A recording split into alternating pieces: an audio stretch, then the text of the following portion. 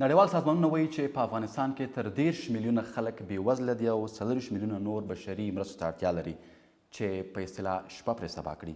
بیکاري، کډوالي، کورونا، وچکالي او د تېرو 40 کلونو جګړې هغه لاملونه دي چې نړیوال وایي دا وضعیت یې زېږولی. خو زیاتوي چې د تېر کال سیاسي بدلون دې ورته نور لمن ووهله او زیات یې کړ او سخت یې کړ. خو اسلامي امارت بیا وایي چې روان بشري ناورین دوی ته په میراث پاتې دی. آیا واقعا همداسې ده؟ د امریکا او ناټو غړو هیوادونو 100 کلن حضور هم په دې ناورین کې ونډه درلوده. د مهار لپاره یا که ساده ووایم د خلکو د خېټو د مړولو لپاره حکومت او نړیوال بنسټونو څه کړي دي؟ ولې د خوارځواکو ماشومانو شمیر زیاتیږي او زیات شوی؟ دا ټول مسایل نن افغانستان کې د خوړو نړیوال پروګرام له مشرې مary ellen mc groarty سره څېړو. سلام، زه نجیب لال زویم. Ms. mc groarty, welcome and thank you for giving us your time. Thank you very much, Habib. I'll begin with the statistics. You, the WFP, and you and other organizations have been disclosing and making public that up to 90% of the people in Afghanistan are living under poverty line. What do you really mean by a poor person in Afghanistan? It's basically, you know, the people that are struggling to put one decent meal a day on the table. You know, what we have seen, you know, the economic crisis across the country, the very severe drought that we've seen across the country. I mean, the drought of last year was one of the worst in 3 decades that Afghanistan has suffered, and we're potentially looking at a triple dip La Nina coming again. So what we're finding is that people are really struggling to have the income or the funds, you know, to look after food, look after health services, look after education. And that's what it means. They're just basically eking out an existence. Do you have any statistic in terms of the money, the amount of dollars per day someone is earning in Afghanistan? Because 90% is too much people, like around 30 million people in Afghanistan. And now who can feel someone is watching us, people are watching us, who can feel to be poor in Afghanistan? I mean, if you look at over the last year and so, I mean, over 700,000 jobs have been lost. A huge number of jobs have been lost on the informal sector. You know, I mean, if you look around, even drive around, you see the construction industry is at a standstill. A lot of businesses have closed down. A lot of small businesses have closed down. You know, the terms of trade for casual labour and food have decreased rapidly over the last months or over the last year. The availability of casual labour is down to about 1 day a week. And you imagine if you can only get 1 day a week's work, a casual job to be able to, and that's what it means. That's what poverty looks like. And do you believe we still live in humanitarian crisis in Afghanistan? Yes, absolutely. So what exactly, in what phase we are in this humanitarian crisis? We are still, you know, the dial hasn't moved to improve the situation from where we were going into last winter. The economic crisis continues. The impact of the drought. We still have almost 20 million people on what we call acute food insecurity. And that continues. I mean, I was out last weekend up in Bamiyan. I spoke to people from the community in Bamiyan. I spoke to people from Dayakundi. They were telling me the impact of climate change on agriculture, on their livestock. They're really concerned for the coming winter. They're very concerned for the next 5 years and the impact of climate change. You know, agriculture is severely impacted, the water stress. That continues. And then, of course, the massive economic contraction we have seen, over 20% lost from GDP over the last year, and what that means. So we're still, sadly, in the depth of a crisis in Afghanistan. And if I'm not wrong, the humanitarian crisis we are living in now is not because of the last year political change in Afghanistan, but actually, you may believe it contributed to the situation. The crisis, you know, didn't happen overnight. You know, there's been many years of, you know, economic fragility, the drought, the conflict. I mean, you know, the level of conflict that we saw, right, in 2020, 21 was the worst that had been for many years in Afghanistan, and the displacement that comes with that. And then on top of that, the drought and the economic, and COVID, the legacy of COVID also. I mean, COVID not only had a massive health shock, it also had a massive socioeconomic shock. Yeah, I will concentrate specifically on these 14 months after the Taliban took over, because now the foreign aid stopped to Afghanistan, I mean in cash. People are jobless, they don't have job. So actually we have a very severe humanitarian crisis. Have you been able to mitigate this crisis up to a certain level, perhaps? Yeah, I think you need to, while overseas development support stopped, we've had a massive response from the international community on the humanitarian side. We were able to launch a massive humanitarian response over the last 15 months. WFP has reached 22 million people since January alone. That has basically pulled people back from the brink. And so the international community has not forgotten about Afghanistan. They've really stood up and helped the humanitarian agencies launch a response. What do you mean by reaching to 22 million people? Yeah, so basically we brought food assistance or cash assistance across the 34 provinces in Afghanistan. In those areas that are what we call severely acute food insecure, what we call IPC4, they got assistance for 8 months. In those areas where it was less severe, they were able to get 4 to 6 months assistance with a food package or cash package every month.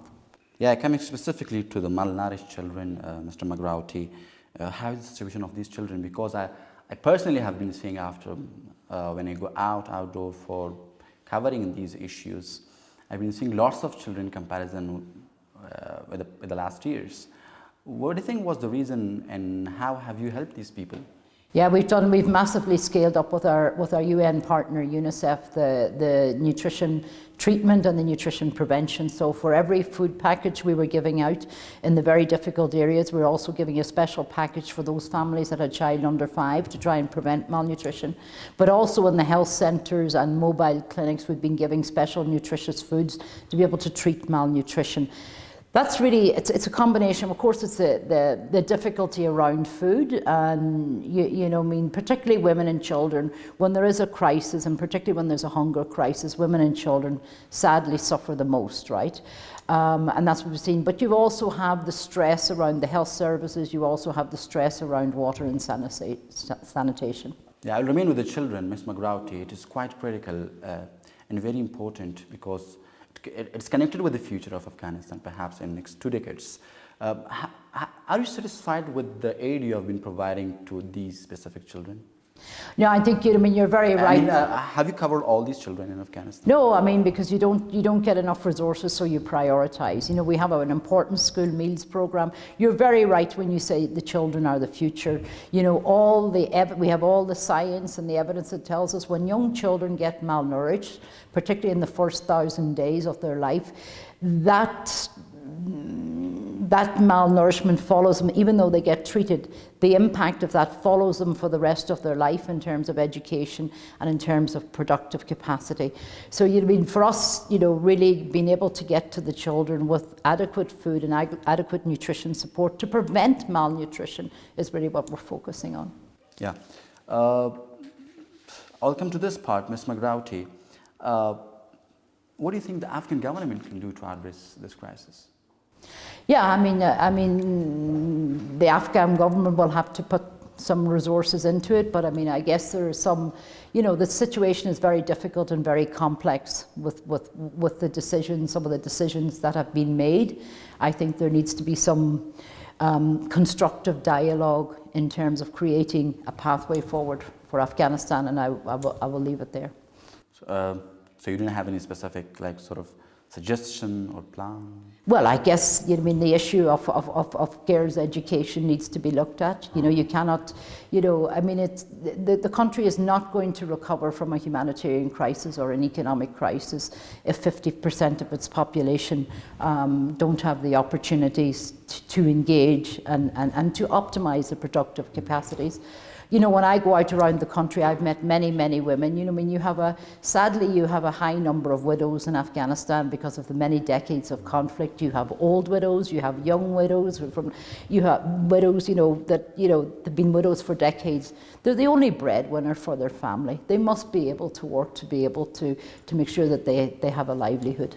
So the thing is that the government should provide working opportunities so they can work, so they can earn their own food. Yeah. Thank you. How has been the cooperation of government with you, with your operations across the country?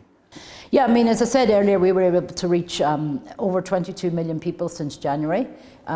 We've distributed over 850,000 tonnes of food across the country, over $230 million worth of cash distributed. There have been challenges. There have been some difficulties. You know, we work at the local level, we work at the provincial level, we work at the national level to try and resolve the challenges. Someone may have a question about the WFP, what it really does. Does it only provide food?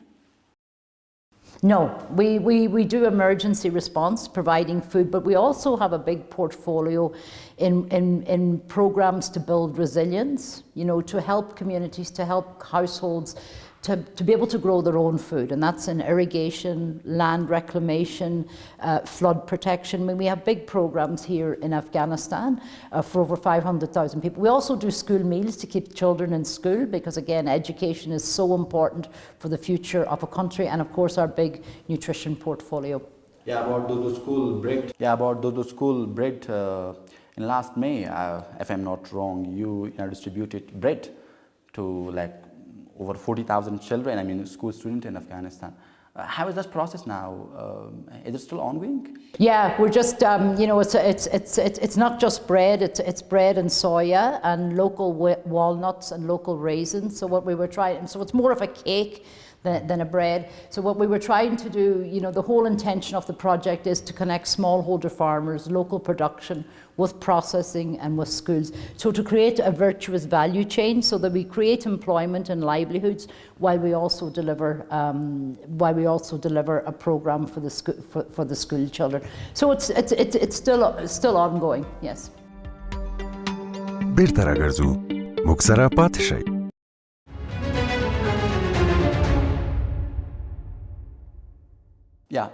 Winter is coming. What is your plan for this winter? Yeah, winter is coming, and very harsh winters in Afghanistan. We have already pre-positioned or already put into those areas that get cut off because of the snow over 100,000 tonnes of food.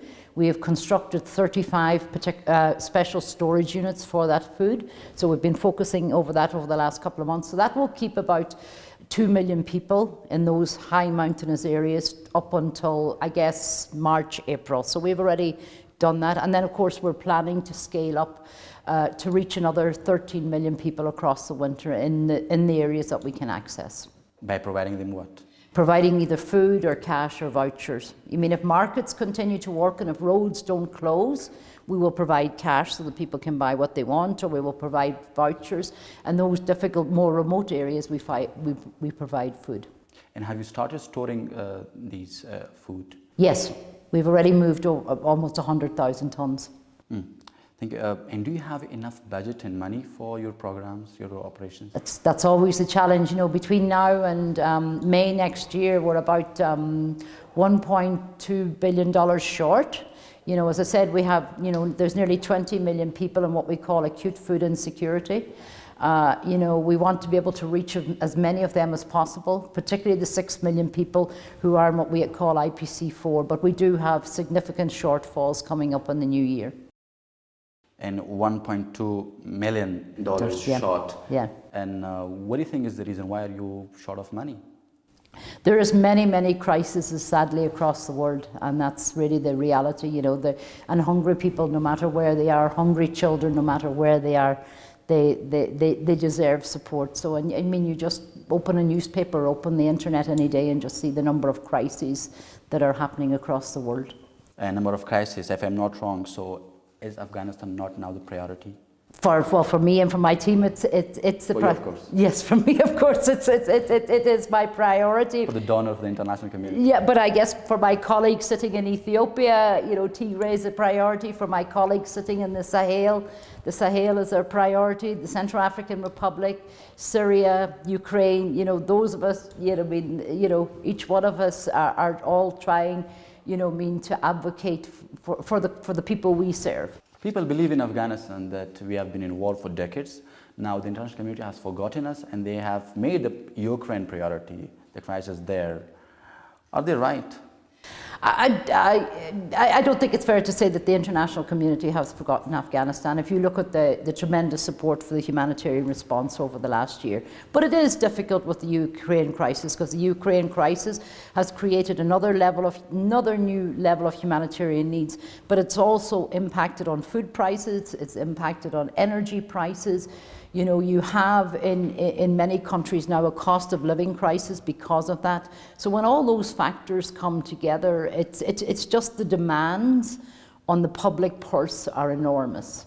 Ms. McGroarty, if you shortly get us through the procedure you do in Afghanistan, the WFP, how do you provide the food to a single person who is in need?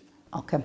What's the method? What's the procedure? Okay, so we start off with a nationwide assessment, looking at where food insecurity and the levels of hunger, and that includes talking to many households about their production, their agriculture production, their livelihoods, their income sources, their food consumption score, so we start there, and that's done at the top level, so we're able to identify the provinces.